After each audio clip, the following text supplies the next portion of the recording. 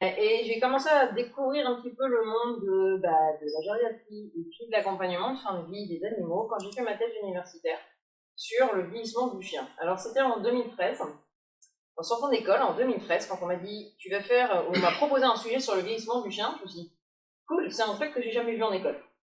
Je sais pas vous, si vous avez vraiment eu des cours en gériatrie du chien et du chat, je traite une chat, j'assume. Et ben moi non plus. Et du coup, je me suis dit, ok, donc je vais faire une thèse universitaire sur 3 ans sur un sujet qui correspond finalement à un grand nombre d'animaux qu'on va voir, mais que j'ai pas vu en cours. Et j'avais jamais eu cette réaction. En fait, ok, donc en fait, il y a un pool entier que j'ai pas vu. Et quand je suis allée discuter avec différents vétérinaires sur le terrain, parce qu'on avait une cohorte de 80 labrador et golden qu'on a suivi sur, c'est une étude de survie à la fin. Et avec des propriétaires très motivés, hein, sur 80 labrador et golden suivis jusqu'à 5 ans, les propriétaires, on a un propriétaire qui a arrêté de nous donner des nouvelles. Et là, j'ai mesuré à quel point finalement, les propriétaires étaient extrêmement engagés. C'était des propriétaires qu'on recrutait dans la rue, sur les réseaux sociaux, au club du Labrador et du Retriever. On a des gens qui ont fait 2 heures de route. 2 heures de route pour accompagner leur chien jusqu'à nous, pour faire des évaluations de vieillissement. Et j'avais jamais eu ce choc en réalité de me rendre compte à ce point-là que les propriétaires étaient motivés pour l'accompagnement de leur animal. J'ai une dame qui m'a dit quelque chose qui restera, je pense, jusqu'au bout de mon esprit. C'est une dame, elle devait avoir à peu près 70 ans. Et elle m'a dit, c'est normal qu'on participe à ce genre d'études, parce que moi, je fais un bilan pour moi tous les ans, parce que je suis une personne âgée, il est normal que mon chien aille bien. Et là, en tant que jeune véto qui sort d'école, ok, je l'avais jamais envisagé cette histoire. Donc en fait, à partir de ce moment-là, j'ai évidemment mis le pied dans cette notion de gériatrie et puis de manière progressive l'accompagnement aussi de fin de vie. Et évidemment, après, je suis partie doucement vers la nutrition parce que qui dit gériatrie dit palliatif, dit accompagnement nutritionnel. Et donc actuellement, j'enseigne la nutrition et l'éthologie du chien et du chat. Les deux à la maison. Et puis récemment, j'ai fait un DU sur la santé du microbiote parce que le microbiote est une grande question en nutrition. Je fais aujourd'hui une résidence en nutrition. Donc, évidemment, j'avoue avoir un petit tropisme sur la nutrition. Mais en même temps, soyons honnêtes, propriétaire, quand son animal est en train, la première des choses qu'il dit, c'est de faire plaisir. Et là, si vous lui dites, non, il faut respecter ses croquettes là précisément, vous pensez qu'il se passe quoi? Ouais. Non, ils ne aiment pas du tout, clairement pas. Donc en fait, la question aussi qu'on va aborder, c'est à quel moment je considère que ma recommandation nutritionnelle, et c'est un nutritionniste qui vous le dit, la recommandation nutritionnelle, on peut dire, on peut peut-être l'adapter, parce qu'in fine, je me souviens d'une dame qui forçait son chat à manger ses fameuses pâtés rénales jusqu'au bout. Elle, son ressenti, ça a été qu'elle a forcé son chat à manger les pâtés rénales jusqu'au dernier bout. Et quand je dis non, mais pour moi, déjà, là, on sait qu'il est en stade 4, on est sur les derniers jours. Il faut le nourrir à la crevette, on le nourrir à la crevette. Et ce qui compte, c'est que vous ayez ces 3-4 derniers jours de prise en charge avec vous, nutritionnellement parlant et émotionnellement parlant. Donc à quel moment je décide que d'un point de vue nutritionniste, d'un point de vue vétérinaire, ce qui compte, c'est aussi le relationnel. Parce que là, cette dame-là, elle aurait gardé ces derniers jours en mode j'ai forcé mon chat, elle a une pipette, elle gavé, et le chat pris de sa qualité de vie. Donc en effet, comme l'a dit Marie, on a créé avec des collègues vétérinaires et éthologues l'association des soins palliatifs, de gériatrie des soins palliatifs française, parce qu'en fait, on avait très peu d'éléments là-dessus. Ce qui, nous, notre objectif, alors vous pouvez tous accéder à notre site internet, hein, on a mis en place une journée, une demi-journée de presse qui est à destination des propriétaires, mais aussi des vétérinaires, qui est gratuite, qui est en ligne. Et surtout, on a mis en place des petites plaquettes qui sont basées sur des questionnaires qu'on a fait passer aux propriétaires et qu'on a publiés, dont je vais parler après, qui nous ont donné le ressenti des propriétaires sur la fin de vie de leurs animaux. On va essayer de prendre un peu de recul en disant, ok, on a plein de données sur les Américains qui sont très très motivés à publier des tonnes de données, mais nous ne sommes pas américains. Il y a une notion de culture d'abord qui est un peu différente et il nous fallait des données francophones pour avancer un peu plus, pour faire quelque chose qui ressemble un petit peu aux demandes de notre propriétaire. C'est pas un cours hyper descendant en position. Ouais, pour les questions, faut ouais, voilà. Ouais. Mais je suis maître du temps, je vais être un peu chiant à des moments, mais on est un groupe qui n'est pas énorme, donc on peut se permettre. La dernière, c'est le 13 juin. Le matin. Tu te trouveras sur le LinkedIn, et vous comme tutoyer ça. Et tout est marqué sur le LinkedIn. Alors, pourquoi on parle de bien-être? Pour la petite définition, je pense que vous connaissez tous la définition de l'ANSES, mais elle nous intéresse énormément. Pour une fois que les scientifiques sont d'accord sur une définition proprement. C'est le bien-être, c'est l'état mental et physique. C'est vrai qu'à une époque, on vous parlait des 5 libertés.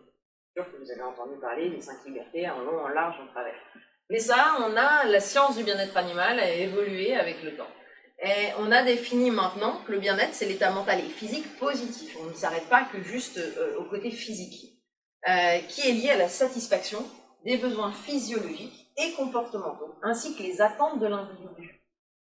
Là, vous me voyez arriver avec mon côté individuel, en fait. Vous pouvez avoir accompagné 2 chats, et en fait, les 2 sont leurs personnalités différentes, leurs attentes de leur environnement qui est très différente. Et donc, du coup, ça va passer par l'entretien avec le propriétaire et puis l'observation de l'animal aussi. Notre objectif, quand on évalue si cet animal est dans un état de bien-être, ça va être de comprendre quelles sont ses attentes par rapport à son environnement, et puis observer ses possibilités comportementales. Et donc, tout ça, ça va dépendre de la perception qu'a l'animal de la situation. Là, vous voyez arriver avec la perception sur des animaux qui sont en train de slash peut-être jeunes, slash peut-être âgés. Vous doutez que leur perception, elle est probablement différente de celle d'un animal qui est en bonne santé. Donc tout ça, va falloir le prendre en compte. Donc ça, c'est la définition générique qu'on utilise quand on parle de bien-être animal. Alors, si maintenant on résume, la question c'est, quand on pose la question aux propriétaires, eux, qu'est-ce qu'ils ont ressenti sur l'accompagnement de fin de vie de leurs animaux, c'est ce qu'on a mis en place dans un questionnaire. On a plus de 200 propriétaires qui nous ont répondu. On a repris, je vous ai remis quelques verbatims du ressenti des propriétaires. Parce que finalement, quand on parle de bien-être, il va falloir aussi prendre en compte cette notion de bien-être aussi des propriétaires, parce que certes, il y a l'animal, mais il n'est pas tout seul. Donc, je voulais vous mettre quelques verbatims pour justement souligner cette importance de cette prise en charge de la fin de vie, qui vraiment fait partie de cette notion d'accompagnement du bien-être animal. Et en tant que vétérinaire, en tant qu'AFV, le bien-être de l'animal et le bien-être du propriétaire, finalement, ça fait partie aussi de notre travail de tous les jours. On verra après dans les ateliers jusqu'à où. Mais du coup, ça fait quand même partie des éléments qui sont importants. Alors voilà quelques verbatims de propriétaires. De l'enquête, on l'a publiée l'année dernière et on l'a présentée aussi à l'Association internationale de soins palliatifs vétérinaires en congrès. Donc quelques propriétaires qui nous ont, alors les propriétaires avaient un champ entier d'analyse au niveau ils pouvaient nous dire ce qu'ils ressentaient. Et donc du coup, on leur a posé la question comment ils avaient ressenti cette fin de vie. Et on a quand même, là je vous ai mis quelques éléments, entre ceux qui nous parlent d'un traumatisme, d'un choc, l'équivalent de perdre un être humain qu'on aime. Mentionner que justement la gentillesse, les explications, ce qui leur manquait, c'était ça. Et que parler d'argent juste après l'acte, c'était violent. J'ai une petite question, combien d'entre vous ont vécu la fin de vie Est-ce que vous en gardez des bons souvenirs ou est-ce que c'est toujours un traumatisme? Moi, clairement, ça s'est pas très bien passé. Et mon mari est encore traumatisé. Je pense que ça sera très compliqué pour lui d'accepter que son naturel est parti. Ça fait 3 ans. Et clairement, en tant que propriétaire, à ce moment-là, on est en train de créer justement l'association. C'était l'occasion d'en discuter avec mes collègues. On s'est dit, en effet, qu'est-ce que j'aurais pu améliorer pour accompagner justement mieux mon mari sur ça? Parce qu'en tant que vétérinaire, quand je discutais avec le vétérinaire, en fait, je me suis rendu compte d'une chose, c'est que je parlais de veto avec eux. Et j'avais laissé mon mari sur le côté. Qui du coup ne se sentait pas impliqué dans cette histoire. Donc on parlait de veto à veto, de diagnostic à diagnostic. Mon mari n'est pas informaticien, donc il était en mode pas tout compris de ce que vous décidiez, mais. Et donc du coup, on a fait une erreur, c'est de ne pas penser qu'à côté il y a quelqu'un qui ne parlait pas forcément le même langage. Pas assez d'informations sur la prise en charge, en particulier sur le soulagement des douleurs liées à la vieillesse. Donc ça, c'est des éléments en fait où on se dit, bah, là, on a des pistes d'amélioration en tant que veto, mais nous, en tant que chercheurs aussi, parce que peut-être qu'on peut créer aussi des outils qui vont permettre d'accompagner mieux.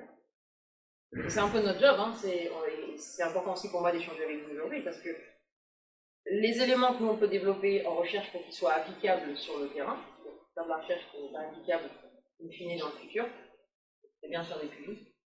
Et vous ne pouvez pas les utiliser derrière, ça ne sert pas à grand-chose en fait. Donc, de voir un peu quels outils vont manquer. On a quelques outils qui sont développés, il y en a de plus en plus qui sont développés, notamment pour l'accompagnement de fin de vie, notamment sur des populations un peu plus gériatriques aussi. Et puis, l'impression de passer directement de oui. Alors, désolé, j'ai gardé littéralement les mêmes phrases, c'est que d'orthographe. Vous savez que c'est une net de chez net, je n'ai pas modifié quoi que ce soit. Oui, c'est un vieux chien, on n'a pas le choix de l'euthanasie. Alors, entre vieux chien et euthanasie, il y a plein de choses qui vont se passer. Si on regarde, grosso modo, au niveau des statistiques, un animal âgé, au UK, il y a une étude qui regarde un peu la proportion d'animaux âgés dans la population. Il y a à peu près 48 à 50% de leur population qui est senior à super senior. Et si on regarde l'espérance de vie d'un animal, bon, en fait, soyons honnêtes, il va passer beaucoup plus de temps en étant âgé, au troisième âge, je trouve ça plus cool, troisième âge plus âgé, que chiots chatons. Pourtant, on fait des tonnes de publicité sur les chiots chatons, mais troisième âge, bah, on l'a mis dans la catégorie troisième âge. C'est une vraie question. Est-ce que, comme chez l'humain, on a cette notion d'agisme, de se dire, bah, ouais, c'est une personne âgée, donc du coup, je vais mettre tous les mots sur l'âge. Est-ce qu'on ne le fait pas aussi pour nos chiens et nos chats? Et ça, c'est des réelles questions qui sont en train de se poser. Donc en fait, on a une place d'amélioration, et ça c'est génial, hein, de se dire, bah, en fait, on peut même changer les choses, et d'autant plus qu'aujourd'hui, on a des propriétaires qui sont de plus en plus demandeurs. Du coup, on a la place pour vraiment changer un peu notre approche. Une prise en charge sérieuse de la douleur, encore, et cette notion d'émotion et d'accompagnement, empathie envers les animaux. Et un peu plus de soutien émotionnel, même si la plupart des vétérinaires exercent avec passion et se montrent compréhensifs et empathie. Et évidemment, si nous, en tant que vétérinaire, c'est la troisième euthanasie de la journée, la notion d'empathie, la fatigue, c'est pas la même. Et encore la troisième, ça peut être. Donc, finalement, ça révèle aussi, il y a un besoin d'accompagnement, mais il y a aussi peut-être un besoin de communication aussi de ce que c'est pour nous l'accompagnement donc en fait, on a toute une marge. Là, c'est vraiment des ressentis bruts de la part des propriétaires. Alors, j'en ai 200 et quelqu'un, donc je vous ai fait un petit peu un résumé de ce qu'on sort le plus souvent. On a une mention de la part des propriétaires qui savent que la plupart d'entre nous, et la majorité d'entre nous, on peut se mettre par passion. Et ça, c'est déjà un élément hyper important. J'ai eu beaucoup de propriétaires qui mentionnaient, en effet, qu'ils avaient un super relationnel avec leur vétérinaire, et que la fin est un petit peu plus compliquée parce que on garde aussi les mauvais souvenirs. Donc, vous avez là le ressenti brut des propriétaires là-dessus. Alors, les propriétaires nous ont parlé de vieillissement. À partir de quand je vais considérer que mon animal est juste un animal âgé? Vous savez que du coup, je ne vais pas considérer juste un animal âgé, c'est à peu près 100% de mon temps de recherche est dédié à qu'est-ce que c'est qu'un animal âgé et à quoi ça ressemble et comment on peut le quantifier. Donc, juste. Et bien en fait, c'est assez récent qu'on s'intéresse scientifiquement parlant à ce que c'est que le vieillissement à part entière chez le chien, le chat. Alors je vais rester sur le chien, le chat, on pourrait discuter des NAC, hein, mais vous doutez qu'on a beaucoup travaillé sur le chien. Doucement, on est en train d'avoir des données sur le chat. J'ai une postdoc qui bosse sur le vieillissement du cheval à l'heure actuelle, elle me dit que c'est vide. C'est un peu le no man's land. Et alors les NAC. Les NAC. Il y a une publique qui mentionne qu'un furet deviendrait senior à partir de l'âge de 3 ans. J'ai découvert que les miens étaient seniors. Mais voilà, on ne va pas plus loin que ça pour l'instant. Alors généralement, parce que quand on travaille sur le vieillissement, on a besoin de grandes bases de données, et réunir ces bases de données, c'est très compliqué. Sauf quand on a le soutien de vétérinaire. Donc en fait, le petit appel, je ne peux pas faire de recherche sur cette thématique-là si je ne suis pas accompagnée par des vétérinaires qui ont envie de nous accompagner accompagner sur cette thématique. De nous remonter des données, des cas, parce qu'en fait, c'est vous qui voyez les animaux pour le jour. Il y a une très grosse cohorte américaine où ils ont plus de 50 000 chiens. Ça s'appelle le Dog Aging Project. C'est les propriétaires et les vétérinaires qui enrôlent les chiens dans ce groupe. Imaginez la puissance des données qu'il y a. Et eux sont en train de faire de noter aussi sur la fin. Encore une fois, intéressant d'ailleurs, beaucoup de données à aller on a accès. La gentillesse en fait de laisser les bases de données en open access pour tout scientifique.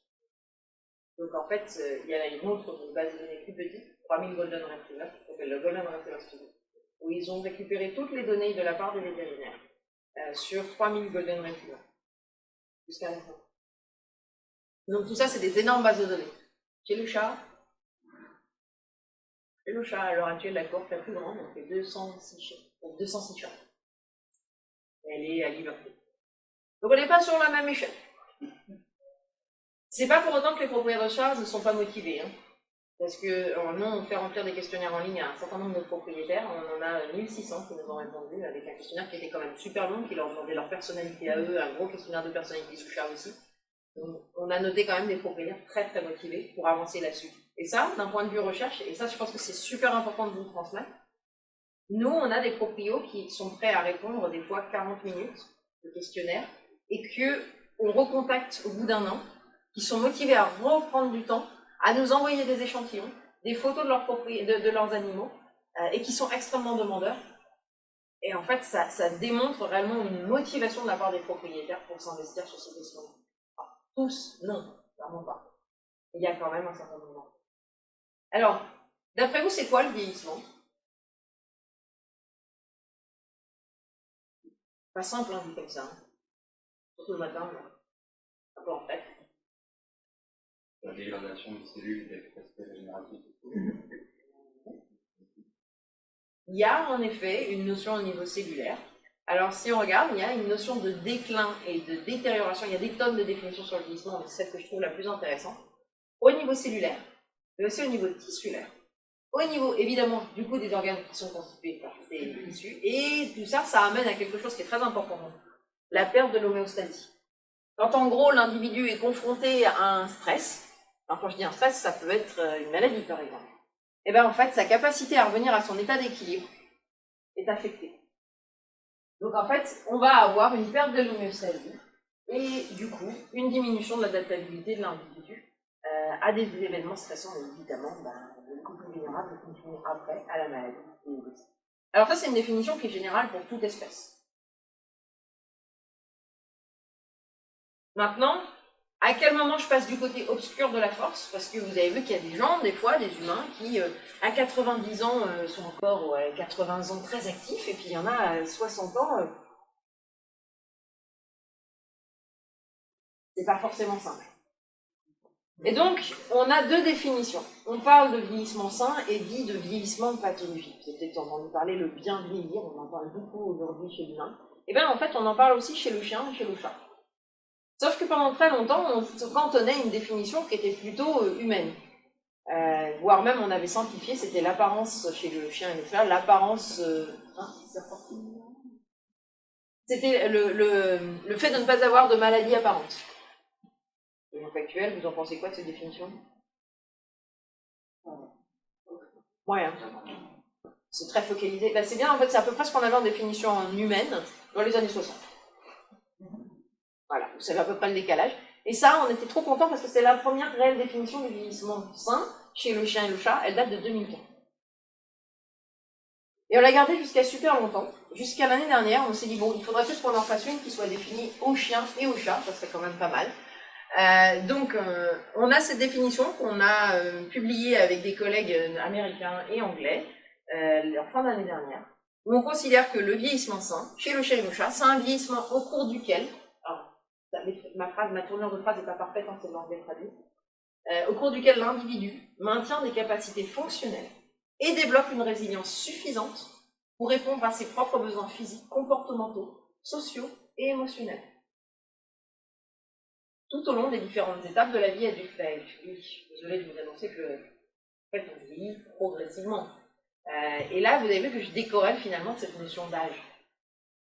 Parce qu'il y a des individus, finalement, cette notion de vieillissement chronologique, juste le chiffre, versus le vieillissement biologique. Et nous, ce qui nous intéresse, c'est le vieillissement biologique.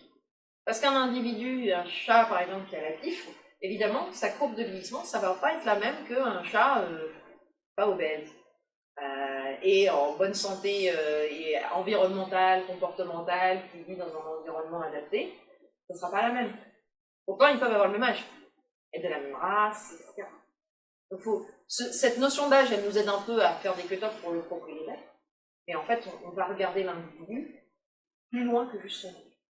Et ça, c'est important parce que du coup, on a rajouté aussi la définition, dans la définition, tout en préservant le lien humain-animal. Parce que jusqu'à présent, dans aucune définition qui s'intéressait au vieillissement sain du chien ou du chat, on avait inclus le propriétaire, la relation avec le propriétaire. Et du coup, vous vous doutez que par exemple, un chat qui atteint, un chien qui atteint une dysfonction cognitive, vous voyez ce que ça peut faire ? Les chats et les chiens qui commencent à être désorientés, on sait qu'au niveau cérébral, ils ont des modifications qui, sans être de l'Alzheimer, ressemblent à un déclin cognitif précoce chez l'humain. Ben, évidemment, la relation avec l'humain, c'est pas du tout la même. Donc même si l'individu physiquement, vous n'avez pas trouvé d'anomalie, sa relation avec son propriétaire, ou avec son... Il n'y a pas propriétaire, je ne sais pas en anglais un propriétaire déjà. Je pense que mon chat est plus propriétaire de moi que l'inverse. Mais du coup, en tout cas celui qui donne les soins, cette relation, elle est affectée. Alors ce qui nous intéresse aujourd'hui, regardez ces petites courbes. On va prendre un pointeur. En fait, ce qui nous intéresse, c'est pas d'augmenter la durée de vie, mais c'est d'augmenter la durée de vie en bonne santé. C'est la même définition aussi chez l'humain, hein, c'est ce qu'on essaye de faire de plus en plus. Pendant très longtemps, on va augmenter l'espérance de vie du chien. Oui, mais si c'est pour avoir un chien ou un chat qui ne bouge pas, qui reste sur le canapé, qui n'ont plus d'interaction, qui, soyons honnêtes, du coup, parlons de bien-être animal, ne peuvent pas forcément répondre à leurs attentes et leur bien-être comportemental est affecté, est-ce que, éthiquement, là, ça pose des questions. On arrive sur des réelles questions d'éthique de fin de vie. Maintenant, le discours est à peu près proche de ce qu'on trouve chez l'humain. C'est on veut augmenter le temps passé dans l'espace vert, en haut. Là, vous avez deux courbes. Un chien qui va finir de décéder, enfin qui va décéder, qui va passer pas mal de temps finalement dans cet espace rouge. Vous avez vu finalement l'autre qui a ma courbe, qui va rester longtemps dans ma courbe verte, tout en haut, va passer très peu de temps finalement dans l'espace rouge. Et donc j'aurais augmenté l'espérance de vie en bonne santé. Finalement, ça c'est notre job et notre motivation, c'est de se dire qu'on va augmenter ce moment-là où l'individu va bien et on a tout un job de prévention finalement. D'où la nutrition, je sais que je prêche pour ma paroisse, la nutrition beaucoup.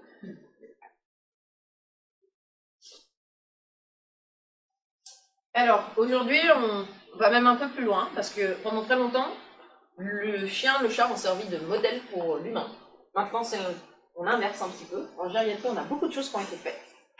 Et on les transpose au fur et à mesure maintenant sur l'animal, sur le chien et le chat. Et on a mis en place, alors chez l'humain, il y a ce qu'on appelle le syndrome de fragilité. Ce qui nous intéresse dans le syndrome de fragilité, c'est ce moment juste avant le handicap chez l'humain. Juste avant, finalement, un individu qui est totalement dépendant. Donc on a tout un intérêt à évaluer la fragilité le plus tôt possible. Parce que chez l'humain, et j'insiste chez l'humain parce que chez le chien et le chat, on avance sur ces données-là, mais on n'en est pas encore là. Chez l'humain, la fragilité dans les premiers stades, elle est réversible. Et le chien, le chat, on n'en sait rien. Mais en tout cas, on a vu chez le chien que ce concept de fragilité avait un réel sens. Alors, pourquoi la fragilité nous intéresse aussi? Parce que elle est facilement évaluable par des modèles que... On vous enverra un petit questionnaire qui permet d'évaluer si l'individu est fragile ou pas, qui a été transposé chez le chien. Alors chez le chat, la plus récente, la seule publique qu'on a chez le chat, elle date de 2025, et elle montre qu'il y a un intérêt à ce concept. Et c'est pas encore cliniquement utilisable, on n'en est pas encore là. Mais chez le chien, on n'est pas loin de pouvoir l'utiliser. Donc qu'est-ce qu'on appelle la fragilité? Finalement, c'est un syndrome médical qui a plein de causes et contributeurs multiples, mais ce qui compte, c'est qu'il se caractérise par un certain nombre d'éléments. une diminution de la force. Alors chez l'humain, c'est facile, parce qu'on peut vous demander de regarder la force musculaire. Chez le chat, je vous laisse imaginer comment on peut évaluer la force musculaire chez le chat. Enfin, la force de vous agripper pour avoir ses croquettes, probablement. Oui, c'est une option. Faudrait-il qu'il accepte de faire les choses, tout court aussi, puisqu'on a fait des tests de cognition sur des chats âgés, on en a 30, et en réalité, il n'y en a que 15 qui ont accepté de faire les tests, parce que le chat est un chat. Est-ce que c'est parce qu'ils ont plus les capacités d'adaptation ou juste parce que ce sont des chats Stachir est persuadé que c'était juste parce qu'ils sont des chats. Bon, bref. Donc on a un petit facteur chat derrière, c'est qu'on a tendance à faire beaucoup d'entraînement pour nos chiens, donc c'est facile de, entre guillemets, de leur demander de faire des choses. Qui a fait du cooker training? La mienne, elle fait iPad, elle se revue sur le côté. Mais c'est juste parce que j'avais besoin de vidéos de cours pour les étudiants et que je me suis dit qu'il fallait que ça tombe sur la mienne. Mais j'ai une étudiante sur ma promo de deuxième année qui fait du cooker. Et en fait, ils font assis. C'est déjà pas mal. Ouais. Donc, il y a plein de choses qu'on peut faire en apprentissage, mais on a tendance à laisser se dire oh le chat il a pas besoin d'apprentissage. Je tiens à vous rappeler qu'en zoo, on travaille quand même, on fait beaucoup de medical training avec des tigres. Donc les propriétaires qui me disent je peux rien faire avec mon chat, il apprend rien du tout, c'est un tigre. Bah ça tombe bien. En zoo, les tigres, on fait beaucoup de medical training, de clickers, et il n'y a pas de raison. Mais donc c'est une des raisons pour laquelle il est difficile de transposer cette fragilité de manière aussi simple chez le chat, c'est que il y a plein de tests que je peux faire chez un chien, mais j'aurais du mal à faire chez un chat. Donc la diminution de la force, de l'endurance, de la fonction physique, et tout ça, ça augmente la vulnérabilité de l'individu à la dépendance et in fine au décès. Et en fait, c'est intéressant tout ça parce que c'est vraiment, ça permet d'avoir une notion proche de ce qu'on appelle l'âge biologique, et pas juste rester sur il a 8 ans, il a 8 ans. C'est souvent considéré comme synonyme, mais il ne se sauge pas forcément, nécessairement. Mais en tout cas, nous, ça nous donne déjà une indication. Ok, cet individu est fragile. Cet individu est fragile. Donc, il est plus à risque de décès. Donc, je vais le suivre plus. Je vais commencer à expliquer au propriétaire que son individu est fragile, son chien est fragile, son chat est fragile, et que je vais peut-être adapter l'environnement. Ça, c'est un élément qui est super important, c'est de prévenir le propriétaire, parce que nous demandons les facultés de savoir qu'il y avait un passage entre il est juste âgé et l'euthanasie, de permettre au propriétaire d'avoir des mesures, de dire où en est votre animal aujourd'hui. C'est pas qu'une notion de jeune vieux. Ouais. À partir de quel âge, même si je reviens sur l'âge quand même, parce que c'est des cut-offs, comme tu disais, tu proposes de remplir, parce que c'est des vraies grilles, avec des questions-réponses, c'est des grilles de fragilité. Aujourd'hui, on n'a pas de consensus sur le sujet. Chez le chat, je dirais qu'à partir de l'âge de 7 ans. Elle est relativement simple, chez le chat, il y a que 4 questions.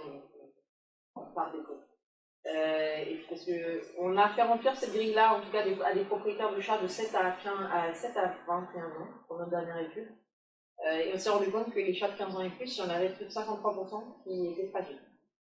60%. Donc déjà, ça nous donne des indications de nos enfants. Chez le chien, ça va dépendre évidemment de leur gabarit. Je dirais que dès l'instant où vous voyez le chien aux alentours de 7-8 ans pour les grands chiens, 9 ans, 10 ans pour les tout petits, ça vaut le coup de le faire. Et c'est des grilles qui peuvent être remplies soit par l'ASV avec le propriétaire dans la salle d'attente, ou qu'on peut prendre le temps de remplir en consultation d'accompagnement. Mais en fait, ça va vous donner finalement une classification et un score. En soi, le score, il n'est pas tant que ça. Ce qui compte, c'est de voir comment il va évoluer. Ouais. Donc, du coup, on recommanderait de le faire tous les ans, ou plusieurs fois par an, ou de plus en plus. Ça dépend de l'individu. Ouais. Si tout va bien, et qu'on n'est pas en stade 15 ans et plus, ou 10 ans, 12 ans et plus pour des grands chiens, je le ferai tous les ans. Sinon, je le ferai tous les 6 mois, voire même si l'individu a été classé comme fragile, tous les 3 mois. Mais ça peut être une petite grille qu'on envoie au propriétaire et qui refait à la maison. Alors, je sais que nous, en nutrition, on est très très fan d'envoyer des mails, c'est très pratique pour suivre le poids, etc. Mais je me suis rendu compte que les propriétaires étaient plutôt bons en fait à répondre au questionnaire. Alors, je vous fais un petit point d'article qu'on a soumis, mais qui est encore en cours de revue. On a utilisé les deux grilles d'évaluation de la fragilité, parce qu'il y a deux approches chez le chien. Une grille qui évalue vraiment l'endurance, la force, selon le point de vue du propriétaire, et une grille de déficit cumulatif, que du coup on vous en verra. On voulait savoir laquelle des deux était le plus prédicteur de décès à 7 mois, rempli par le questionnaire, par un propriétaire. Parce que le doute, c'est que si c'est un veto, ce sera probablement plus précis, mais est-ce que ça reste associé au décès indépendamment de l'âge si c'est un propriétaire qui l'aurait fait? La réponse est oui. Alors le papier, l'article scientifique est en cours de review, ça prendra probablement 6 mois de vérifier avec l'expérience. Mais oui, on trouve que les deux sont indiqués, sont associés au décès à 7 mois. Alors, pourquoi faire 7 mois? Parce que vous avez des vacances d'été. Avec le temps qu'on l'envoie, la stagiaire il faut se mettre d'accord. Mais on trouve quand même, indépendamment de l'âge, que les deux sont associés au décès. Donc, même un questionnaire envoyé au propriétaire donne de l'information. Donc on espère que dès que ça sera fait, on pourra mettre en ligne une version traduite français, puisqu'on a légèrement adapté la version qui se donne au vétérinaire en plus pour que ce soit compréhensible par le propriétaire. Sans ambiguïté. Donc du coup, finalement, si je réfléchis, mon individu il passe de l'état robuste à pré-fragile. L'état pré-fragile, c'est le moment où on se dit « Ouh là là, je vais faire un max de travail sur l'environnement, l'accompagnement peut-être en physiothérapie aussi », au stade fragile, et le stade fragile l'emmène au handicap. Et quand on a un individu qui est en stade fragile, c'est le moment où on va vraiment travailler avec le propriétaire. L'accompagner, et dire on va améliorer l'environnement, on va adapter plein de choses. Et puis il y a une notion qui commence à naître doucement, c'est cette notion de fragilité cognitive. Vous avez vu que dans ma définition du vieillissement, il y avait cette notion comportementale. Dans la notion de bien-être, il y avait cette notion aussi de attente de l'animal. Et finalement, ce qui fait qu'on a un gros focus sur les capacités cognitives de l'individu. Alors sans parler de dysfonction cognitive à part entière, vous aurez le PowerPoint, donc ce sera plus pardon.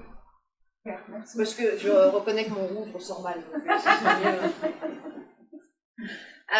la notion chez l'humain de déclin cognitif qui est super important chez nos animaux, vous avez vu aussi ça chez le chat, chez le chien. On ne sait pas trop chez le cheval, les lacs, c'est pas encore trop détaillé. C'est un proprio qui mentionne des cas.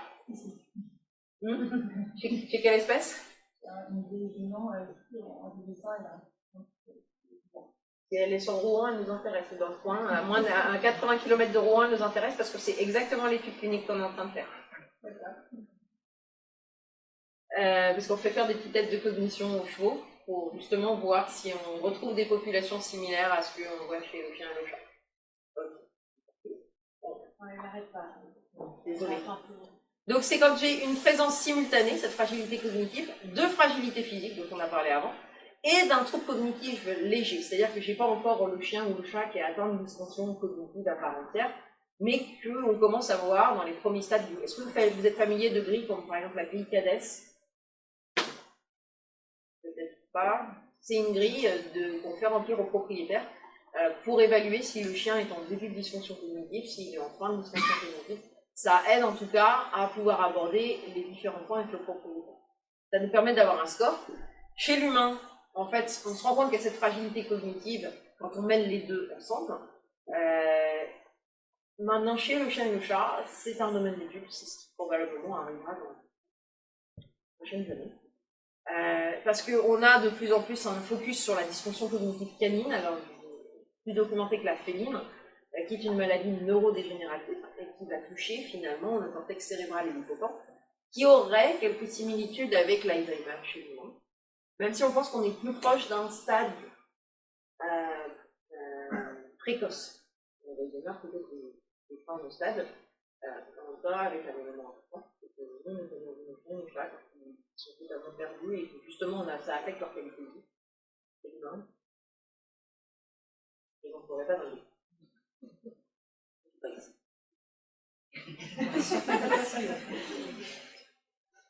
Bon, finalement, ce qui nous intéresse de tout ça, notre guide, c'est d'accompagner la qualité de vie de l'animal et le passage du propriétaire. Et j'aime beaucoup la définition finalement de l'OMS, de considérer que la qualité de vie, finalement, c'est la perception individuelle de la position de vie dans le système de valeurs culturelles où l'individu vit, et en relation avec ses objectifs personnels, ses attentes, ses inquiétudes. Alors, on ne peut pas exactement la transposer comme ça, telle quelle, au chien ou au chat, parce qu'on pourrait se poser la question d'éthologie sur la culture chez le chien et le chat, mais je laisse cette partie-là aux éthologues. Mais du coup, pourquoi j'utilise celle de l'OMS? C'est parce que la définition de qualité de vie qu'on peut trouver chez le chien et le chat, elle est encore très sommaire. La définition est encore perception positive de l'environnement, de la vie, des choses comme ça. Alors que je trouve que cette définition, elle regarde vraiment cette notion individuelle, l'individu. C'est-à-dire qu'encore une fois, je peux avoir 2 chats, 2 chiens, dans le même environnement, qui ont atteint les mêmes maladies, ils sont des individus différents, avec des personnalités différentes. Leurs besoins ne sont donc pas les mêmes. Pensez à un chien très extraverti, à fond sur les interactions sociales avec ses congénères, et l'autre qui en fait est beaucoup plus focalisé sur l'humain. Tous les deux arthrose, dernier stade, impactante. Il y en a un, il ne peut donc plus aller jouer avec ses congénères. Et l'autre peut encore être très proche de son propriétaire. La perception individuelle, mais ce qui est important pour vous n'est pas la même. Ça va, ça fait sens pour vous. Alors, on commence à avoir maintenant de plus en plus d'outils. Alors, chez l'humain, chez le chien, d'un point de vue expérimental, on va pouvoir utiliser des tests cognitifs, etc. Mais, soyons honnêtes, ça n'arrivera pas en clinique. Mais on a maintenant un certain nombre de questionnaires qui nous permettent en tout cas d'évaluer, d'ouvrir la discussion avec le propriétaire. J'insiste, c'est pas parce qu'un questionnaire vous a donné un score qu'il est tout ce score. Il faut le discuter avec le propriétaire. Il faut voir comment il évolue derrière. C'est un indicateur, mais c'est un indicateur, ce qui est intéressant, c'est finalement comment ça va évoluer. Ça permet aussi, hein, alors j'ai testé c'est pas de ma faute, elle s'appelle HHHH, moi c'est un chat. Non, ce n'est pas mon chat ni mes furets qui se sont mis dessus. J'ai utilisé cette grille avec justement mes beaux-parents. Au moment où elle commençait doucement à sortir, mes parents avaient un chat insuffisant rénal en dernier stade. Pour eux, la discussion c'était non mais tout va bien, il sort encore. Donc du coup, on a utilisé cette grille pour lancer la discussion. Au bout, donc je leur ai présenté, ils l'ont rempli un avec moi, et puis ils me l'ont re-rempli de leur plein gré. Eux qui sont venus après, je leur ai laissé la grille. 2 semaines après en disant, on l'a re-rempli, ça va pas du tout. Ça a évolué. Et en fait, ça a été début de la discussion de peut-être que là, on a atteint un stade où sa qualité de vie n'est plus acceptable. Et en fait, ce sont des grilles qui sont facilement remplaçables par le propriétaire. Qui permet aussi pour le propriétaire de prendre en compte et de sortir un petit peu de leur point de vue et d'essayer de réfléchir au ressenti de l'animal. Alors, il y en a une autre aussi qui est Vetmetica, qui est utilisée, alors c'est sur une appli, malheureusement elle est payante. Je ne sais pas, Maurice, toi tu as la grille. Non, mais je vous propose d'envoyer des grilles. Voilà, on va faire un mail, on verra Isabelle si c'est sous l'animateur ou sous cela, mais avec quelques grilles dont vous pouvez vous servir. J'ai noté qualité de vie, dysfonction cognitive et la fragilité. De tout vous filer en France. Ces grilles-là, en fait, encore une fois, c'est vraiment des outils de discussion avec les propriétaires. Bon. Vous avez évalué que la qualité de vie, malheureusement, avec ces grilles, ça commençait à descendre progressivement, et le propriétaire vous le mentionne. Bien vous, qu'est-ce que vous faites? Alors là, on va revenir aux sciences du bien-être animal.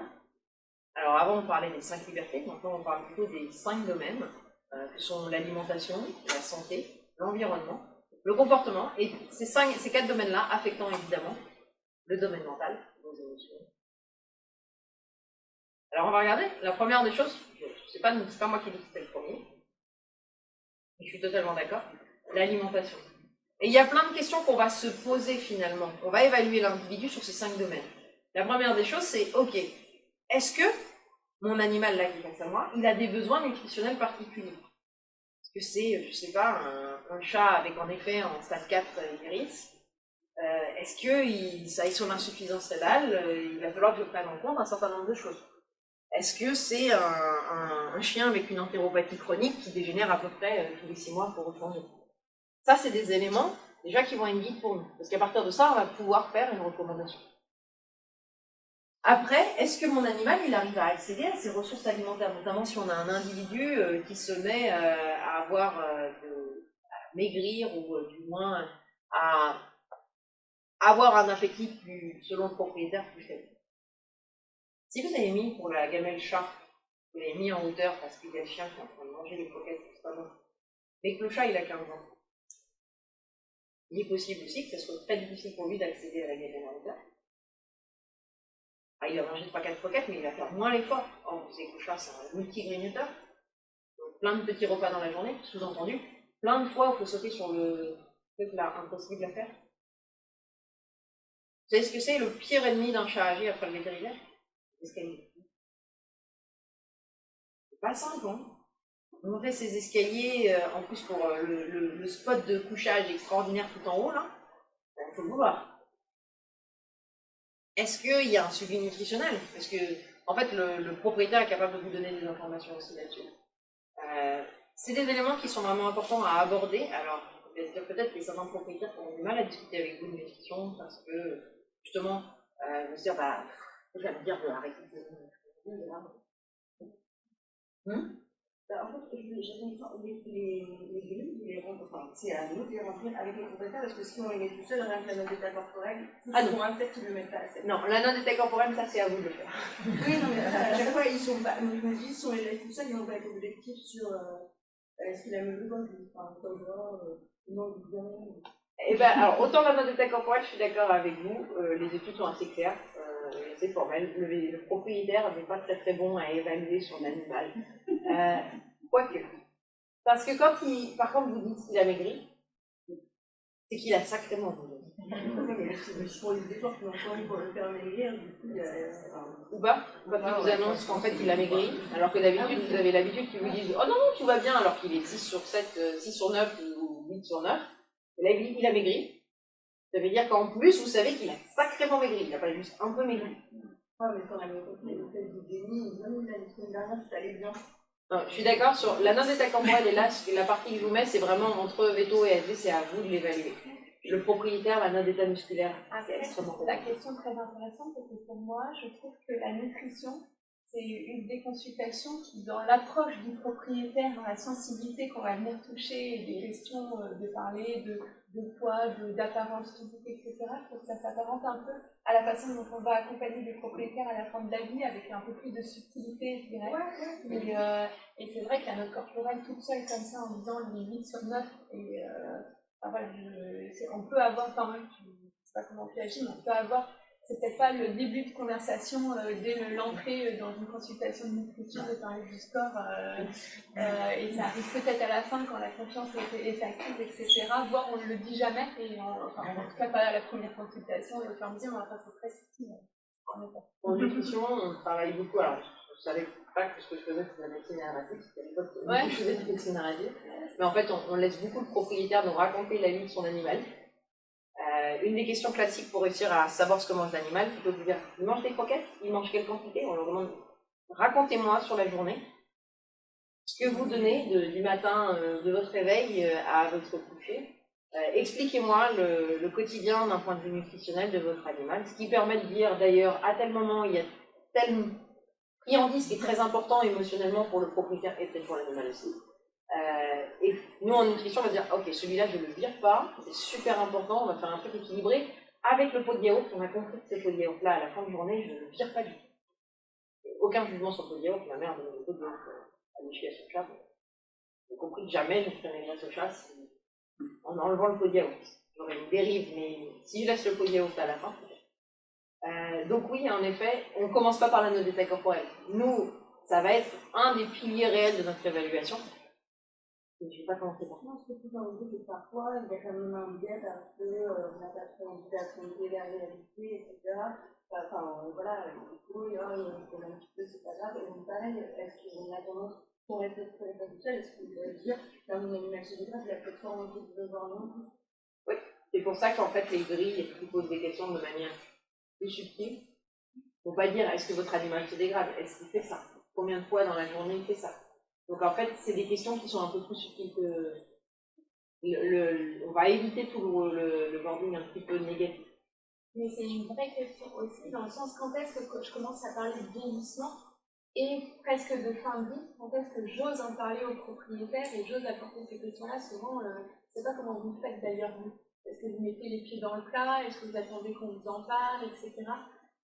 Parce qu'on a peur un peu des fois de se dire ils vont mal le recevoir, mais les gens ils vont dire quoi, vous trouvez déjà mon animal hyper vieux, vous parlez d'accompagnement gériatrique, etc. Et tout veulent, etc. Moi, j'ai juste avec mon enfant, c'était attention, il va y avoir le bienveillance. Pour rebondir avec les gens qui il peut y avoir l'idée de deux propriétaires voient une dégradation du principe de vie au quotidien avec son animal, dont le vétérinaire n'aura pas forcément la même conscience, parce qu'il va dire, moi, ce que je vois à l'instant T comme ça sur mes critères, il va bien. Et donc, et ce sera un peu aussi l'objet de ce qu'on abordera cet après-midi. Ce qui est très intéressant, c'est la rencontre entre ces deux savoirs. En fait, actuellement, le propriétaire est l'expert de son animal. Je ne vais pas plus loin. Mais en fait, en effet, d'aborder cette question, alors tu nous parlais de consultation de vieillissement, moi je n'utilise pas le mot vieillissement, j'utilise troisième âge, parce que c'est plus cool, et j'ai une étudiante, on avait parlé de gériatrie, on parlait à une époque de stade de gériatrie, enfin l'entrée en stade gériatrique, elle est revenue à la fin du cours, elle m'a dit, madame, je suis choquée, vous avez dit que mon chien finalement est en stade gériatrique. Et là j'ai compris pourquoi les anglo-saxons utilisent super senior, parce que cette notion de beaucoup plus positif, alors déjà parce que le propriétaire imagine son animal avec une petite cape, et ce qui est vrai, parce qu'un chat de 15 ans et plus, c'est quand même un petit héros à part entière, et c'est un moyen en fait aussi de le célébrer avec le propriétaire, parce que s'il est arrivé à 15 ans et plus aussi, ça veut dire qu'il y a un accompagnement de la part du propriétaire qui est important. Donc, on essaye d'avoir ce côté positif qui va permettre d'avoir cette relation et du coup d'avoir vraiment les informations qui sont importantes. Parce que finalement, elles sont importantes pour le propriétaire. On veut tous la même chose, que l'animal reste le plus longtemps possible en maison. Et on est tous d'accord là-dessus. Le propriétaire, c'est bien vous voir.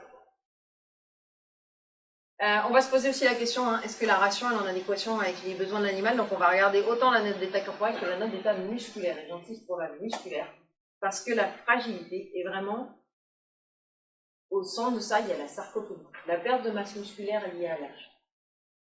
Et chez le chien, on commence à avoir des données. Pour une fois, chez le chien, on n'a plus de données chez le chien. D'après vous, à partir de quand un chat commence à perdre de la masse musculaire avec l'âge?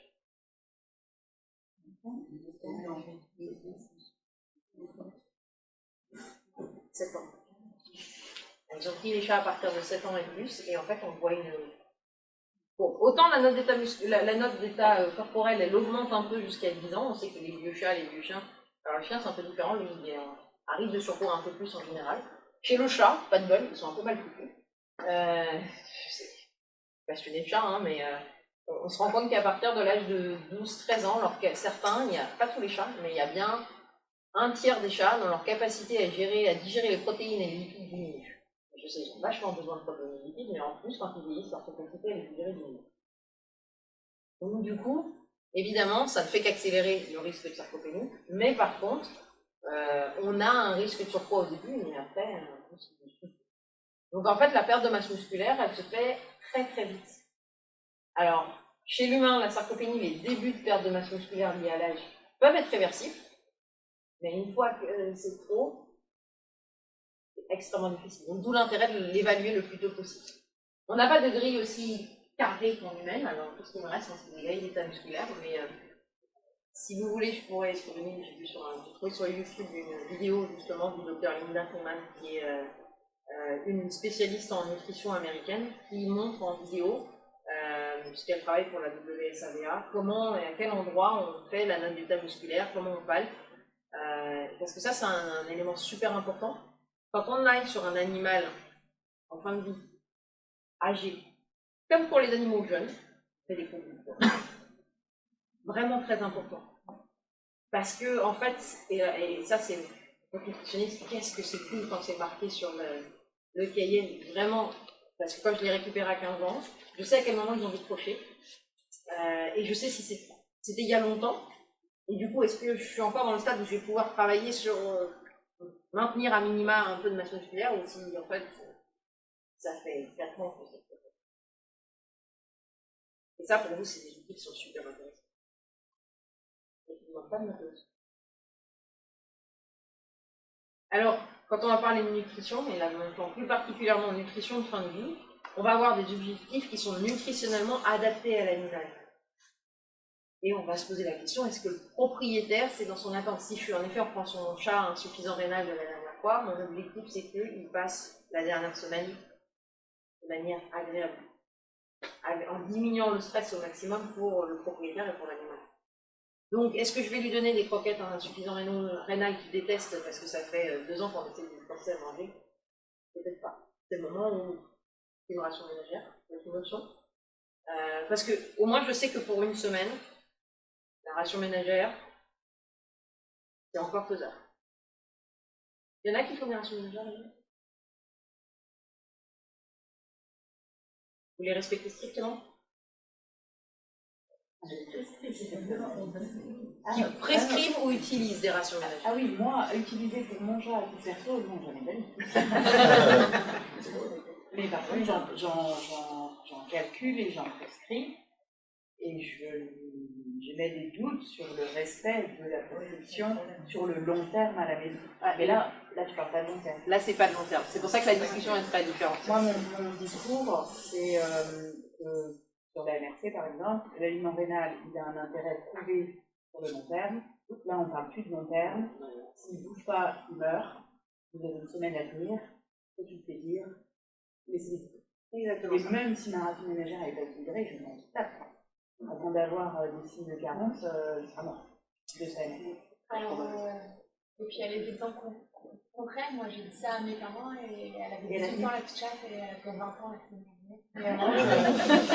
De la crevette, En fait, ce qu'on fait, c'est que les rations ménagères, on les laisse jamais dans la nature toutes seules. Parce que, alors, enfin, un petit exemple, je vais poser une petite question. Quand vous faites des recettes marmitons, qui, parmi vous, respecte scrupuleusement la recette? Une personne, deux, ma fille.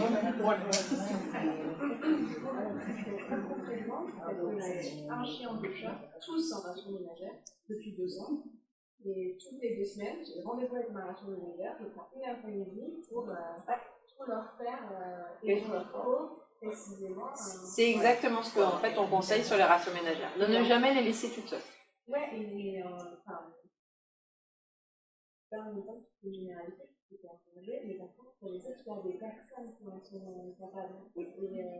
Et qui peut-être, pour moi, il y a une cohérence avec ce que je fais dans la vie pour ma qualité alimentaire.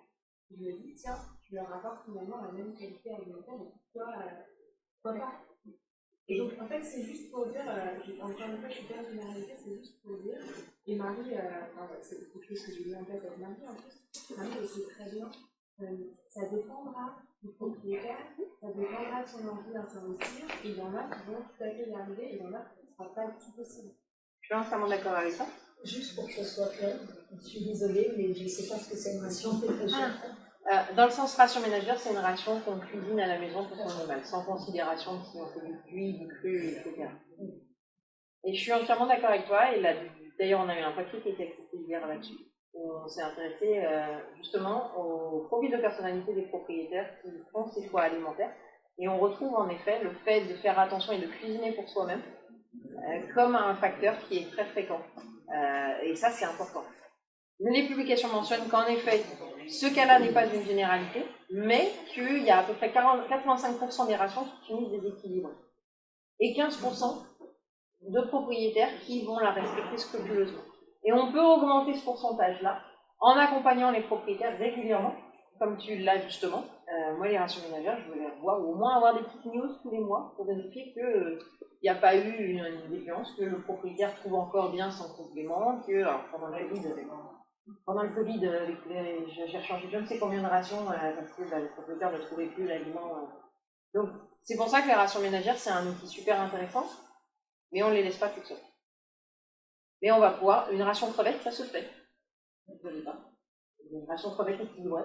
Au début, si c'est que pour une semaine, peut-être qu'on n'en mettra pas le propriétaire avec le complément minéral et vitaminique, et encore, ça va dépendre de la situation. Si on sent que par contre, finalement, comme dans ta situation, bah, le chat, finalement, on s'en fout bien. C'est bien pour lui. Donc du coup, là, on va réadapter, mais ça, en fait, tu le vois assez vite sur le cas clinique, si en effet, on est un animal qui est en train de décliner. Ou si... Moi, j'ai fait des rations ménagères pour ma furette, qui est décédée l'année dernière, jusqu'à 8 ans. Ah, d'accord, une ration pour un animal qui fait 700 grammes, c'est mais mon mari n'est pas veto, et c'est lui qui faisait les rations et qui a pris la responsabilité. Et j'ai jamais vu être aussi précis dans sa cuisine que pour le furet. Ouais, c'est ça qui de profil de personnes signalières. Au gramme. Mais exactement. Il pesait au gramme, alors que d'habitude, quand il fait la cuisine, allez, je mets un peu de ça, mais pour son furet, non. Parce qu'il y avait une maladie, et puis dès l'instant, il est passé dans la catégorie maladie. C'était un investissement, et c'était sa manière, en fait, d'accompagner l'animal. Donc, en fait, à ce moment-là, j'ai envie de dire, pour un animal qui est en fin de vie, les options nutritionnelles, elles sont toutes ouvertes. Moi, je voudrais aborder le sujet du gavage, notamment avec le par exemple, là, on a une fois une femme de 17 ans qui est venue pendant 2 mois, était dans un état un peu catastrophique, qui marchait sur des mois, qui sentait compte justement, la chatte ne peut absolument rien à part du récupérer, il l'a gavé. Moi, j'ai eu beaucoup de mal dans mon discours par rapport à ça. C'est quelqu'un qui disait dans sa tête, moi j'ai du public, et du coup, je vais aller très loin dans le public. Mais en termes d'alimentation, quand ils demandaient, quand on demandait à l'accueil de la vétérinaire, ils disaient, effectivement, c'est un aliment complet, mais c'est pas quelque chose sur du long terme, malheureusement.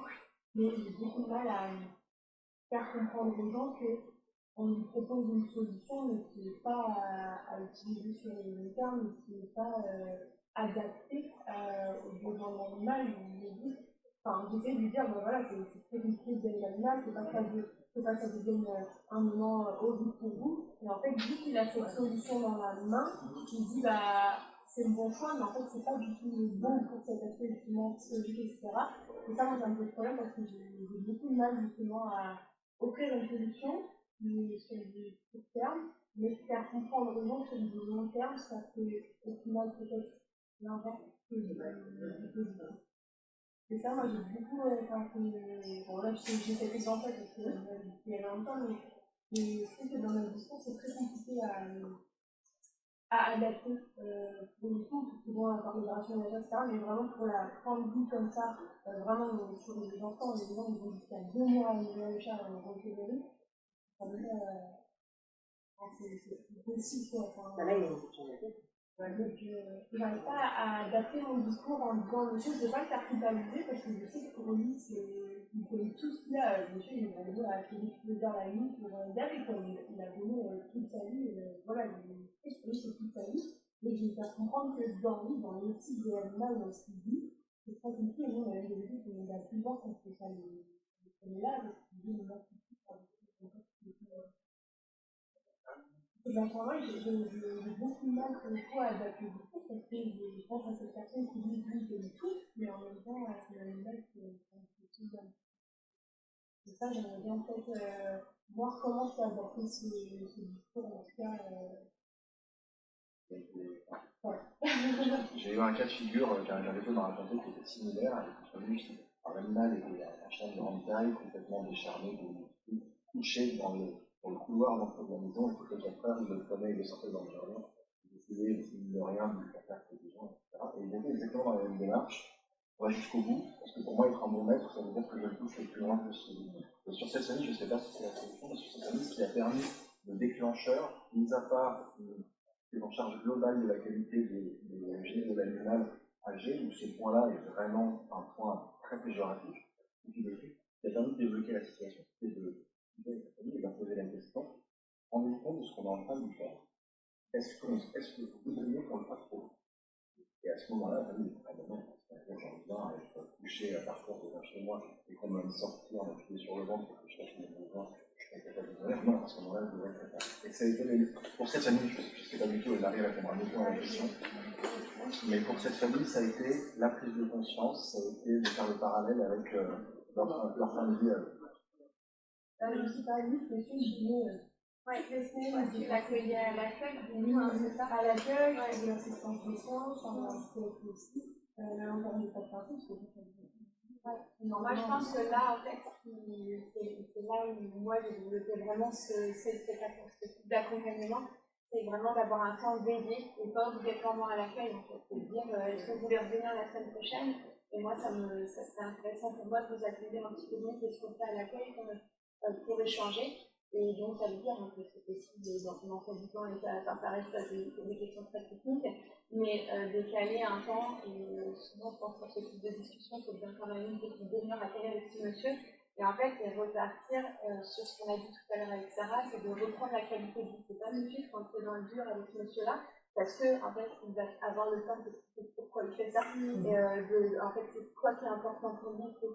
Et c'est vraiment aller jusqu'à, on parlait d'éthique, d'aller jusqu'à, en fait, et pour vous, monsieur Thomas, ça représente quoi la dignité pour vous, en fait? C'est quoi la dignité, et qu'est-ce qui fait que pour vous, et en fait, c'est quoi la dignité pour vous, comment vous la représentez? C'est quoi la dignité pour votre petite minette? Et là, aujourd'hui, comment ça se passe au quotidien, pour vraiment se rendre compte de est-ce que c'est vraiment un conflit énorme pour lui à nourrir, comment aller dans le... Enfin, vraiment, c'est une image très très claire de comment c'est, est-ce que finalement, des fois, tu comprends pourquoi cette personne fait ça, et après, c'est plus facile dans un cadre intime, dans une salle de consultation sur laquelle on fait toujours un peu en décalage pour pouvoir écouter des choses. Toi, tu sais pas trop quel mot tu vas utiliser, etc. Il y a d'autres gens qui vont t'écouter. Enfin, alors que quand vous êtes tous les deux dans une adresse, je pense vraiment que le cadre, ça a de l'importance. En fait, Vous, la difficulté, c'est que c'est quelqu'un de très là, je pense que c'est quelqu'un qui est compliqué. Je règle et on m'a fait discuter plein de fois avec lui. Moi, j'ai eu justement pour la forme d'histoire animale, et c'était d'essayer de dire, on va voir, on a fait le plus beau, on règle les idées. Ouais, et sur la demi-heure qui passera, on aura pris le temps. On ne va pas te dire, ah oui, vous avez raison, on peut penser à l'euthanasie. Mais ça va faire son chemin sur les jours qui suivront. Peut-être que la prochaine fois, il aura changé un petit peu. Et il dira en plus, elle a bien compris mon positionnement, elle m'a enfin écouté, de pourquoi c'est important pour moi, etc. Et la discussion, elle avancera. Je pense néanmoins que cela est probablement une personne peut-être un peu atypique ou compliquée à gérer. Mais ta question, elle était plus largement sur d'autres propriétaires. Et je pense que vraiment de donner la grille en même temps, et parce que les décisions qui sont prises à la fin de la vie, elles restent intimes et personnelles à la famille. Et ça, c'est dur pour nous, et des fois pour notre bien-être, quand on voit de l'acharnement thérapeutique, etc. En fait, moi, je n'ai pas à donner mon avis à ce guillemets sur ce que je vais pas faire avec un animal. Techniquement, il y a toujours ce truc de je ne vais pas, comme par exemple dans une académie, quand les gens me disent vous à ma place, vous faites quoi? Je dis toujours là, on contextualise, c'est votre animal, etc. On m'avait parlé, je crois, avec la personne du on avait parlé avant. Mais je trouve que là, c'est hyper délicat de dire nous, les citoyens, on veut faire ce sport. Mais juste de l'autre côté, on sait que c'est pas d'accord avec ce qu'elle disait, on est trop, on fait tout mal dans l'équipe. Ouais, mais je pense que quand ça arrive à un mal-être global de toute la clinique, il faut aller jusque-là, jusqu'à dire vraiment ce que tu penses. Et ça, c'est la posture du soignant, vraiment. Et c'est vrai qu'on peut définir 3 postures du soignant. Le soignant, je prends deux et les ensemble. La posture paternaliste, c'est celle qu'on a peut-être eu un peu plus il y a quelques années ou quelques décennies, c'est le dépôt qui va choisir à la place presque du propriétaire en bon père de famille, qui va dire en fait il y a ça, ça, ça, je décide pour vous. Après il y a la posture informative qu'on a plus actuellement dans nos façons de travailler, qui sont, moi je vais vous dire, là, ça fait du comme ça, parce qu'on a fait cette grille-là, les options qu'on a c'est ça, ça, ça, et puis maintenant choisissez. Et je crois qu'à la fin de la vie, notre posture elle va être un petit peu plus entre les deux. C'est une posture où en fait, moi je le dis avec des mots, je suis là pour investiguer un peu qui vous êtes, quelles sont les valeurs de votre famille, comment vous voyez la fin de vie, pour vous aider à décider. Vous voyez, et c'est une posture qui est un peu tranquillisée de ces. Je vais pas vous mon point de vue ne sert pas complètement à grand chose si vous pensez à l'acharnement thérapeutique et que à un moment je vais dire, en fait là, la douleur ne va plus du tout, il est vraiment en grande souffrance, mais en fait ça n'arrive pas souvent de se dire. Parce que en prenant, et l'une des règles aussi, qu'après on va avancer, parce qu'on prend un peu de retard, on va faire maintenant, c'est de... Plus on va en discuter en amont, c'était ma question, on pourra y revenir, quand est-ce qu'on commence à en parler, tout ça, plus on en discute en amont, et plus tout ça, ça va se faire au fur et à mesure, et ça va être plus facile, et plus vous aurez de la confiance aussi dans les familles. En fait, même je veux dire, à 7-8 ans, de mettre le pied dans le plat en parlant même de fin de vie, ou que, après c'est plus facile quand les gens ils se plantent de perche, en disant, mon animal, je dois bien qu'il vieillit un peu, il avance un peu moins en balade, etc. Là, vraiment, prendre 5 minutes pour leur dire que vous êtes OK pour parler de ça. Et puis quand et que vous êtes ouvert pour cette discussion-là. Et après, les gens ils reviendront vers vous assez naturellement pour en discuter, quand il y aura des petites choses, etc. qui avanceront. Et plus vous avez un suivi sur le long terme, mieux les décisions à la fin de la vie seront alignées avec vous, en fait. Parce qu'il y aura cette bien confiance. T'as vu ça C'est super intéressant, c'est super intéressant. D'ailleurs, j'aurais des questions. Ça, c'est vraiment un point important. Et en fait, on a même en utilisation. En général, on ne consulte pas forcément sur et en fait, ce qui est important aussi, c'est de vous adapter à l'animal. La texture, ce genre de choses, c'est vraiment important. En fait, pas parce qu'il a toujours été sous des croquettes que là, c'est pas l'occasion de passer à l'éthérine. Il y a plein de types de textures qui existent.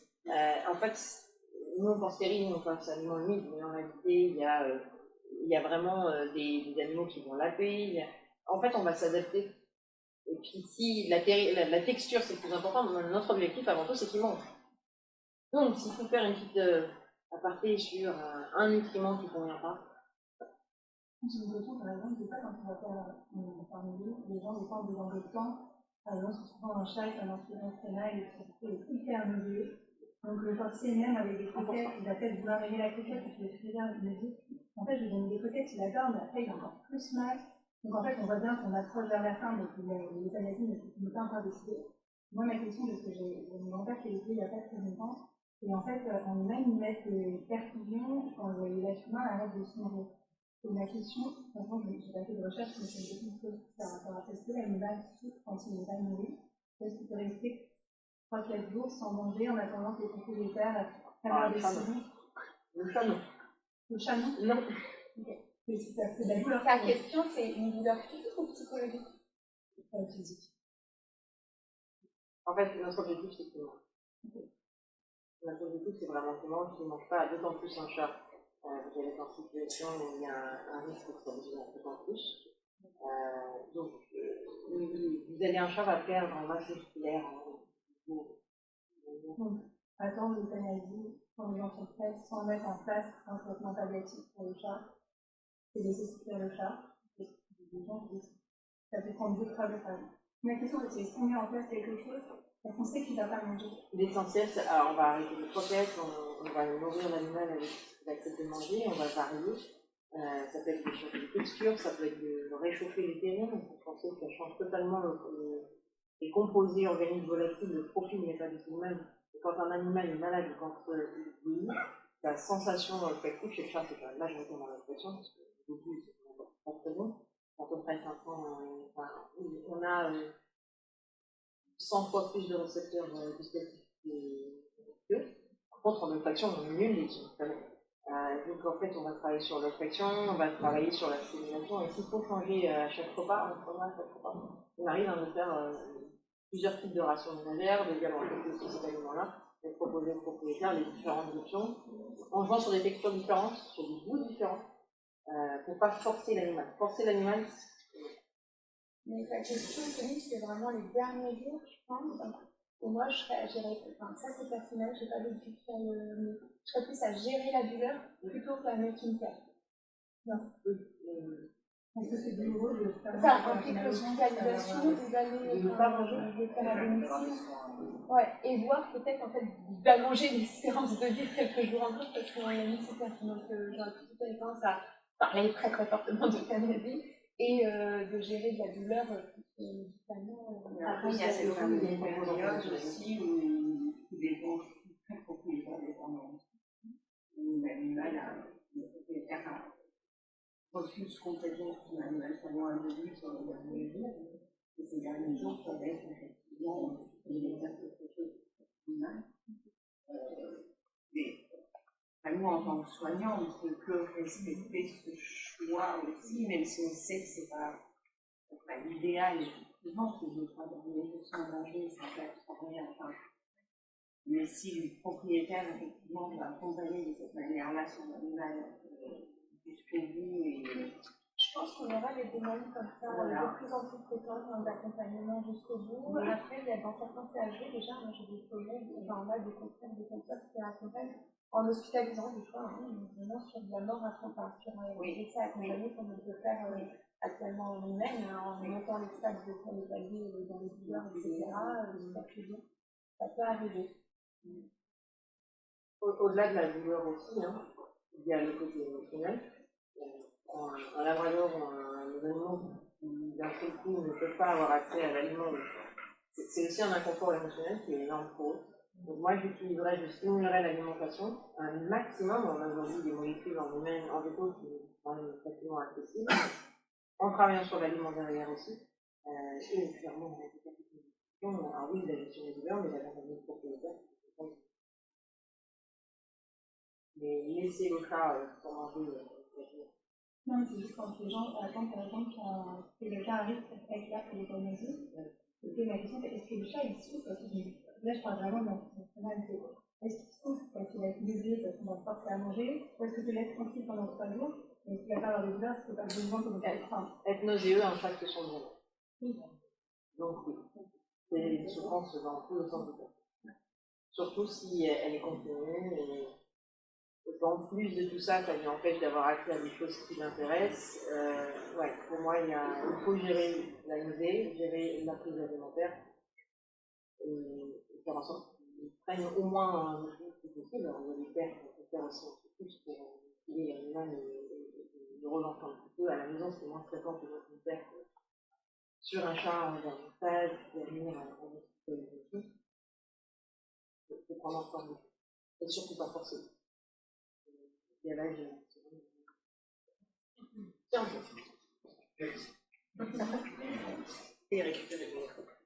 bref, ce qui importe, c'est le plaisir alimentaire, mais aussi le propriétaire, la dimension propriétaire aussi, de pas que le propriétaire culpabilise en fait de donner à côté autre chose, parce que là, on est dans les derniers jours. On veut l'accompagner. On va adapter la fréquence des repas. S'il faut faire plein de petits repas, c'est possible. Aujourd'hui, on a des distributeurs de gamelles réfrigérées qui sont quand même bien pratiques. C'est un animal qui aime les terrines. Et puis, oui, on peut envisager le côté nutrition assistée, et ça se discute. Est-ce qu'il faut relancer un petit peu le chat avec des persucutes? Est-ce que à un moment, il faut, à la maison, il y a certains propriétaires qui sont très bons à gérer des pertes, au moins pour le côté hydratation. Si maintenant je pense à santé, ben ça en tant que veto, on se focalise sur celui-là en premier. On va penser en effet à la condition physique, la douleur. Est-ce que j'ai aussi une masse musculaire qui me permet? Est-ce que j'ai un animal qui est en surpoids 9 sur 9 qui ne peut pas être déplacé? C'est un animal qui est aussi dans un état de malaise, de douleur aussi. Généralement, il énormément. Est-ce qu'il est douloureux? Est-ce que son traitement suffit par rapport à ce qu'il a? Est-ce qu'il ne faut pas réajuster? Et puis poser la question, c'est quoi son activité quotidienne? Qu'est-ce qu'il peut faire? Parce qu'en fait, comme l'exemple que tu disais, que tu donnais, qui reste sur le côté, qui ne bouge plus, et en fait son activité est atteinte, on va voir que ça va impacter l'état mental de l'animal. Et un état de frustration en plus. Et puis est-ce que le chien est atteint d'une maladie, d'un traitement? Alors est-ce que j'ai envie d'avoir une petite vidéo? Oui. Je la montrerai à la pause pour ceux qui veulent. C'est un test qui existait chez l'humain et qui aujourd'hui a été transposé chez le chien, qui s'appelle le Time Up and Go, qui permet d'avoir une évaluation des capacités finalement physiques de l'humain. Il est capable de se lever pour marcher, et en combien de temps. Et ça a été adapté il n'y a pas longtemps chez le chien. En fait, on a un humain qui est à l'égout et qui doit être généralement un propriétaire avec lui. Donc on pense pour motiver le chien. On demande au chien d'être assis ou d'être allongé en fonction de ses capacités, et on va le motiver à aller voir son propriétaire. Et on va regarder comment il se lève et en combien de temps il réussit à atteindre son propriétaire. Ça nous donne une idée aussi de ta capacité réelle à avoir une activité physique. Et alors là, je le mets dans l'exemple d'un chien. Et pensez à un chien qui justement a l'habitude d'être un chien de travail avant, un chien qui a été beaucoup avec ses congénères. Ça vous donne une idée de ses capacités, à quel point sa gestion de l'environnement aussi derrière la donne. qui m'amène à l'environnement. Parce qu'on a vu d'un point de vue douleur où on en était, ben en fait on va adapter l'environnement au maximum. Est-ce qu'il est thermiquement adapté à l'animal aussi? Parce que si c'est difficile pour lui de se déplacer, passer d'un lieu où il fait chaud à un lieu un peu plus frais pour lui, notamment en été, là actuellement, ben en fait ça va être beaucoup plus difficile comme challenge. Mettez-vous à la place de Gond, si vous avez eu un jour des béquilles, vous déplacez d'une pièce à l'autre en fonction du rayon de soleil, comme des chats, par exemple, la mienne est très très bonne pour se déplacer en rayon de soleil, je sais où est le soleil, il suffit de savoir où est le chat. Elle se déplace heure par heure dans le rayon de soleil. Sauf que quand on a super mal, qu'on a des béquilles, c'est difficile de se déplacer, notamment de faire le choix de se dire, finalement, l'animal, il reste de rester dans une situation qui est thermiquement inconfortable pour lui. Notamment en été, est-ce que les substrats sont adaptés aussi? Est-ce que, par exemple, un individu qui va rester sur le sol, ça peut être un peu douloureux aussi pour lui? Donc, on a plein d'options maintenant qui existent en accompagnement vétérinaire avec des matelas à mémoire de forme. Ça coûte peut-être cher pour les derniers jours. En fait, sur Vinted, il y a plein de choses qui se vendent. Et deuxièmement, en fait, ça se loue des fois dans les cliniques.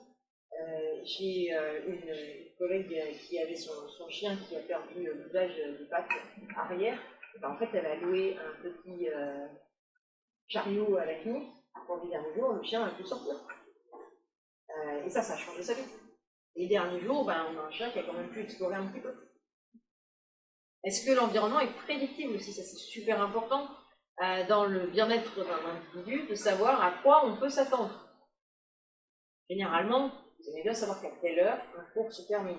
À telle heure, il y a un rendez-vous. Quelqu'un qui arrive et qui fout le bordel dans votre agenda, c'est super stressant. Ouais. Pour un certain nombre de gens, ça va être le cas. Et bien pour le chien, et encore plus pour le chat, changer et l'imprédictabilité, ne pas savoir à quoi je peux m'attendre à quel moment, ça peut être extrêmement stressant. Donc faire un environnement qui permet à l'animal de savoir exactement à quoi il peut s'attendre, par exemple, si vous changez le rythme alimentaire, vous ne changez pas tous les jours. On va essayer de faire des repères pour l'animal, d'autant plus s'il commence à avoir un début de dysfonction cognitive. Oui. Donc, on peut penser à des tapis pour se coucher, des espaces non glissants aussi. Parce que ça, par exemple, pour certains chiens, c'est un enfer, certains chats. Penser à la régulation de la thermique. Tout ça, c'est des éléments aujourd'hui qu'on peut vraiment mettre en place et qui s'abordent avec le propriétaire. Dans quel environnement vit l'animal aujourd'hui? Normalement, ils aiment bien, hein, quand on leur dit vous allez pouvoir adapter en mettant ça. Vous pouvez donner des solutions et aborder vraiment la question de quel environnement vit l'animal. C'est vraiment important pour vous.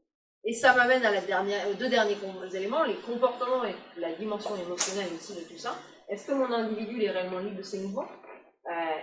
Si on est sur un individu qui a toujours eu, qui est un chien qui a toujours vécu dans le village et qui rentre comme il veut et d'un seul coup, il ne peut plus bouger, ou la douleur est trop intense, ça va affecter évidemment toute sa richesse comportementale et aussi la frustration peut ressentir l'animal. Pour qu'on soit clair, la frustration n'est pas une émotion positive. Est-ce qu'il présente un cycle de sommeil adapté? Est-ce qu'il a des stimuli, parce que c'est pas parce qu'il est en fin de vie qu'on le stimule plus. On le laisse, on met le chat sur le canapé et on dit on a un chat sur le canapé. Non, au contraire. Et ça, c'est un élément qui est ressorti de notre enquête auprès des propriétaires de chats français. C'est de se rendre compte que finalement, les propriétaires de chats, on s'attendait à avoir une charge mentale des propriétaires qui était un pic à partir de 15 ans, mais en fait, pas du tout. Par contre, on s'est rendu compte que les propriétaires déclaraient moins de stimulation pour le chat, moins d'interaction avec eux. Alors aujourd'hui, on ne sait pas encore si c'est parce que d'eux-mêmes, ils ont décidé que leur point de vue, c'était de laisser le chat tranquille, ou est-ce que c'est le chat qui lui-même, de lui-même, n'interagit plus, peut-être. Et on a aussi un certain nombre de chats qui étaient extrêmement douloureux aussi. Donc oui, de l'impact de la douleur non plus. Mais pour ceux qui se disent qu'un chat âgé ne chasse plus, on a quand même des rapports de chats féraux qui ont 15 ans et ont quand même un certain nombre de proies à leur actif. Alors certes, ils sont moins efficaces, probablement. Mais quoique, parce que j'en connais une de 17 ans, elle se souvient encore les pieds. Quand on la voyait grimper à l'arbre, on se dit, on va en perdre elle, mais non. Donc, souvent, on a notre point de vue de il est vieux, donc je vais le laisser tranquille. Non. Ce qu'on dit pour les personnes âgées, on le stimule. Alors, on dit même, en tout cas, pour les personnes âgées, le plus beau cadeau qu'on peut leur faire, c'est de leur laisser leur rôle. C'est-à-dire qu'on va avoir tendance à dire ah bah papy, mamie, la grille, je vais plus aller manger chez lui parce que ça lui fait du travail, non, en fait, peut-être que le cadeau que tu continues à aller manger chez papy, parce que comme ça, papy, mamie reste papy, mamie, ils peuvent encore avoir ce rôle et peut-être que ça compte beaucoup pour eux en fait. Donc, c'est même, en fait, quand on dit qu'on les stimule, on est un peu dans cette position qui peut être infantilisante, je ne dis pas qu'elle est forcément, mais aujourd'hui, ce qu'on dit, c'est plutôt un super fin équilibre où on essaie de ne pas décider pour eux, de leur laisser leur rôle le temps de faire ce peu et d'échanger avec eux, et en ayant confiance avec le fait que, par exemple, quand ils vont manger une cette marque, ils vont aller manger chez Patronini, ils seraient capables de dire, bah là, ça me fait très. Et tu as totalement raison, et je reprends un tout petit peu en fait ce qu'on fait quand on stimule. En fait, on leur laisse la possibilité d'avoir accès à l'interaction et à la stimulation. Et on propose l'interaction à l'animal. Après, on prend l'interaction, on ne l'apprend pas. Après, ça dépend. Est-ce qu'il y a des lieux safe aussi pour l'animal? Ça, c'est des éléments qui sont super importants. Encore une fois, d'avoir la possibilité d'être au centre de la pièce ou de se cacher. Ça, c'est des éléments qui sont importants pour eux. Et est-ce que l'animal peut toujours interagir avec ses congénères ou avec les humains? Choisir, encore une fois, d'interagir ou pas. Mais supprimer la possibilité d'avoir des interactions en pensant que justement il ne les voudra pas, en fait, c'est supprimer le choix.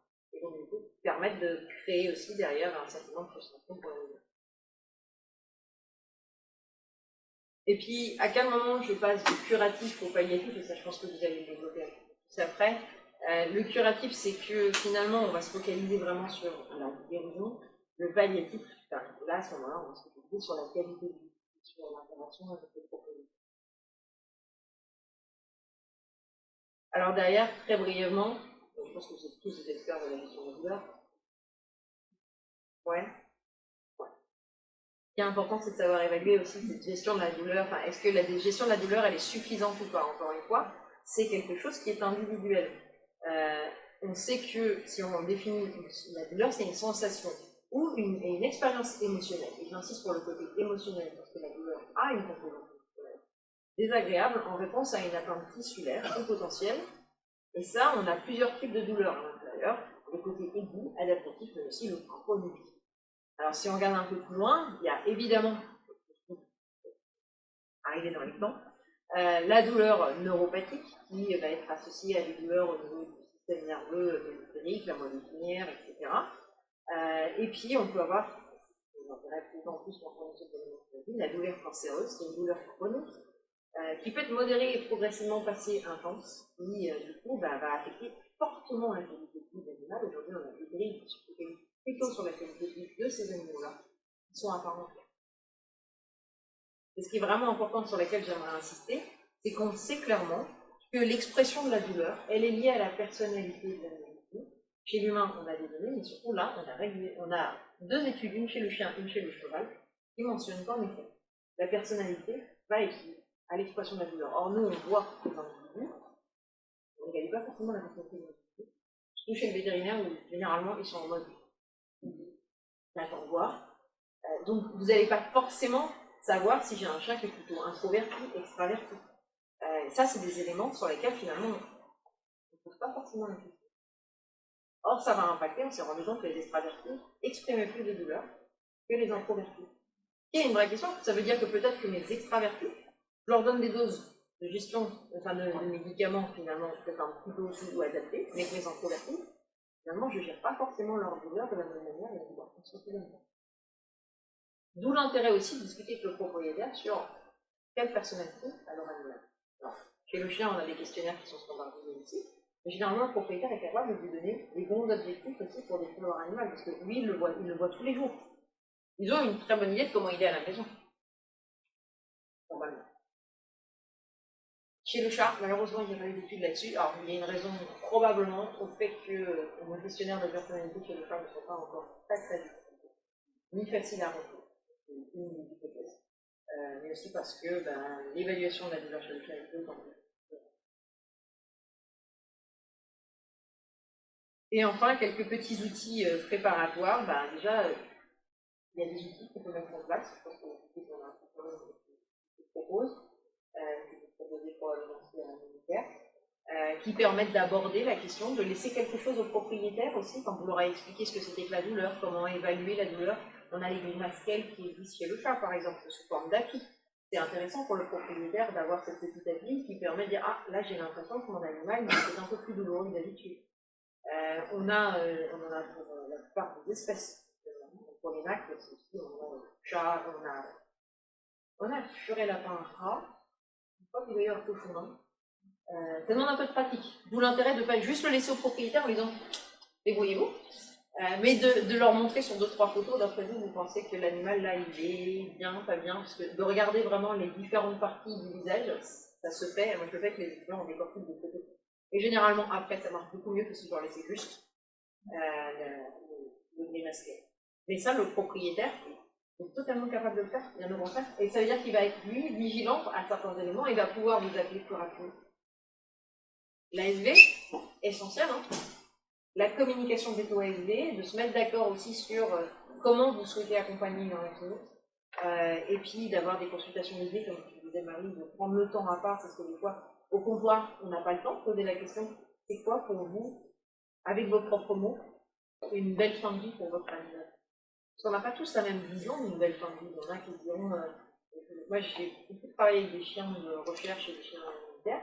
Pour eux, c'est un chien qui est dehors, en tout cas, on fera un certain nombre, parce que c'est des chiens qui ont été très actifs.